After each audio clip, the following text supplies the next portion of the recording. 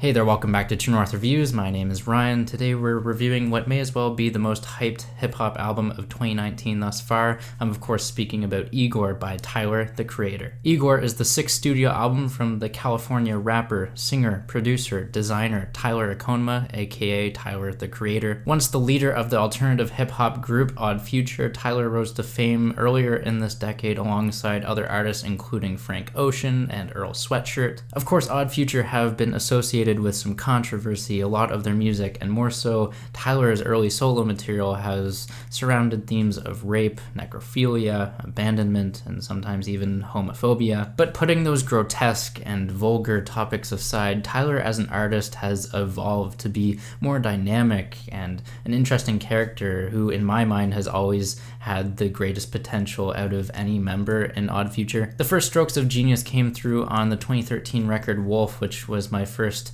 full exposure to Tyler, and with that release came a lot of focus on a more colorful and vibrant kind of sound, which had hints of jazz or soul. Now, there still were a couple bangers on there. We can't forget about the song Tamale, but right from the get-go, Tyler felt vulnerable in more of a genuine sense, as if some layers were being peeled back, and he wasn't necessarily always trying to cover up his emotional side with this paradoxical kind of hate. Now, with paradoxes in mind, Tyler has obtained a lot of his musical inspiration from this battle of two minds or multiple personalities. He's been conflicted on many songs before, which he has referenced himself as a walking paradox. And this is, of course, the inspiration for this new record, Igor, which is coming off of Tyler's most critically well-received album Flower Boy, one that saw Tyler open up about his sexuality while adding some more expansive instrumentation. Tyler really came into his own on that record, and despite some missteps in his discography preceding that, namely Cherry Bomb,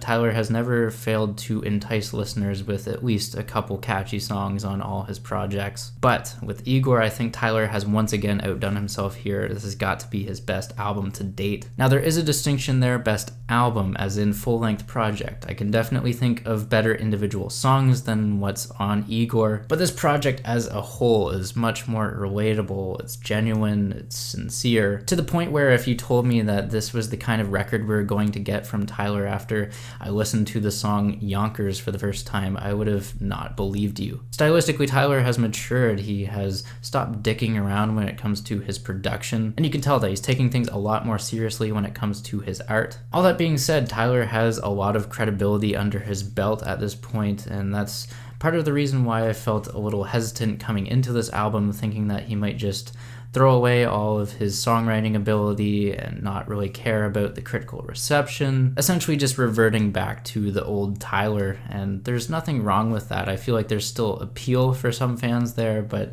I just feel like the progression that we've been getting over the past few years from Tyler, if he reverted back, it would just feel a little underhanded, a little unjust, or dishonest. Also, before we get into the track list here, it's important to note that Tyler released a statement prior to Igor. Basically, he was just warning his listeners and audience that, like, hey, drop the expectations of what you think this album's going to be stylistically, in terms of genres. Listen to it as a cohesive project, and usually I think that's a sign of an artist kind of losing confidence in what their quality of work is. That being said, the quality of Igor not only stayed on par with Flower Boy, I think it surpasses it, and that is displayed on the opening cut, Igor's theme. This opening track has a lot of crackles in the mix. We get a great drum sample from this Kid Koala song, and it features Lil Uzi Vert and Kali Uchis, which, believe it or not, Lil Uzi Vert doesn't really sound like him, and a lot of people are saying that it isn't him, but it is. It's a great intro track that really just took me by surprise at how bombastic and how tight the mix can be. Moving on from there, the song Earfquake is Tyler's first real appearance on this album, as he sings towards the final 30 seconds of the track. Kind of just hints at like this stylistic progression for the album. Instrumentally on Earfquake, we get like this 80s inspired hand claps, so heavy and reverb. The track just basically blends and mixes the two styles of Tyler's previous albums. Vocally, the track features Dev Hynes from Blood Orange alongside Charlie Wilson, who has been accredited with vocals as he's worked with Tyler on the song Young Perfect from Cherry Bomb. Not only did those two features go over smoothly, but the inclusion of Playboy Cardi worked much better than I could have ever anticipated. He brings to the table like this newer style era of rapping as he is from SoundCloud, and it just gives him this opportunity to showcase himself on a song that feels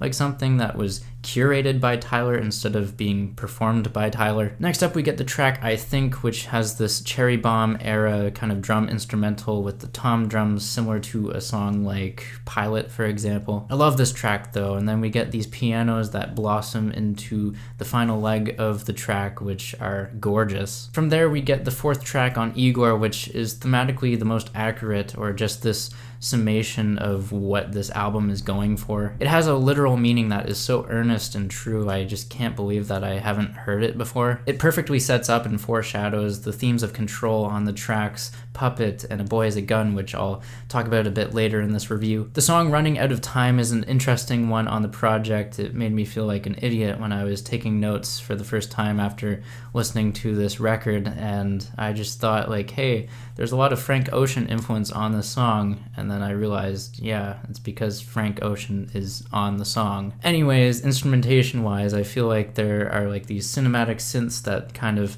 kick off the track. They just loom in the back of like the chorus sections, and they kind of just have like this triplet rhythm feel that kind of shoot back and forth between the left and right speakers. And the only thing I could really compare this to is like the new Wise Blood record, which is pretty commendable. Next up we get the song New Magic Wand, which features Santi Gold. The first verse on here from Tyler has got to be one of his most intelligent and witty.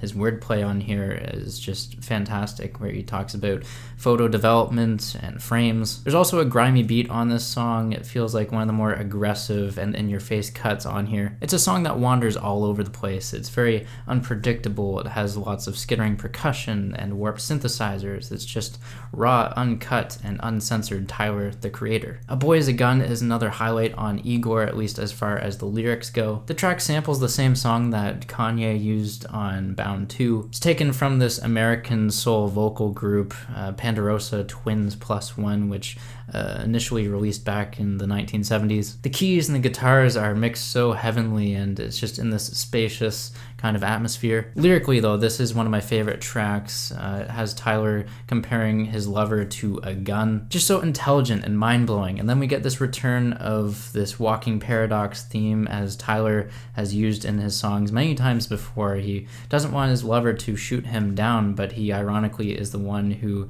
ends up telling his lover to stay away. Musically, A Boy Is a Gun is probably the weakest on Igor, at least in my opinion. But again, lyrically, I think it's crucial for the storytelling, and it just has this nice progression to it. Moving on from there, we get the song Puppet, which projects a lot of stalker vibes. I mean, not as creepy as what was on the Tyler album Goblin, but still pretty messed up. Like, we have Tyler being controlled by his lover in the way that they are the puppet master. Kanye's feature on here is alright. I don't think it's really his best verse, kind of mixed really low in terms of the volume, but it's cool to see these two artists teaming up. The song What's Good continues the Kanye influence, at least on the vocal delivery, and then Tyler adds like his own style or flavor to it with these overblown and distorted vocal effects. The beat drop and flow around the 2-minute mark is a complete banger. The lo-fi sound is pretty reminiscent of the title track from Cherry Bomb, but it's more crisp and pristine, at least not just a wall of crud. Lyrically, at this point of the record with the song What's Good, Tyler is transitioning into more of this empathetic territory, as he says that he doesn't know what's harder, letting go or just being okay with a failing relationship. From there we get the two-part song Gone Gone and Thank You, which has got to be an early contender for my favorite song of the year. The vocal refrains feel like they're directly taken out of this 1960s easy listening track, something light and R&B inspired, with the subject matter being ironically heavy on the heart. The lyrics are just so poetic, with this focus on the changing of seasons and weather, and Tyler just being consumed by this love to the point where he's paranoid or distracted. Also, this two-part song features a lot of callbacks to Tyler's previous works. Not only is he referencing songs on this project, but He does it creatively with Flower Boy as well. Tyler is essentially at peace before he starts to backpedal and fall under the control of his past lover, which is where we see things come full circle on the closing track, Are We Still Friends? The closing cut samples a song by Al Green. It's called Dream. I feel like this sample is used to its full potential, yet Tyler still finds a way to layer another melody on top of it. Audio quality wise, it's pretty crisp, and we get these thrusts of keyboards that enter at the beginning of each chorus, which have this heart-wrenching effect. Tyler's singing, it isn't the greatest, but he's pouring out such raw and genuine emotion that you feel for the guy. The screams of delusion at the end of this track really just put the nail in the coffin that this relationship has completely altered Tyler's mental state. And lastly, on this closing track, I really just gotta give a shout out to the Simpsons Smell You Later reference, which I think is both hilarious and sad at the same time. Overall, on Igor, I'm feeling a 9 out of 10. I feel like this thing is pretty close to flawless. It has a cohesive structure to it. It has some of Tyler's most creative and witty bars penned to date. And yeah, it's amazing. Go check it out. It might just be one of the best hip-hop albums that we get this year. Those are my thoughts on Igor. Sound off down below in the comments. Tell me what you think of it. Leave a like. Subscribe if you're new in town. Thanks for watching, and as always, have a rockin' day.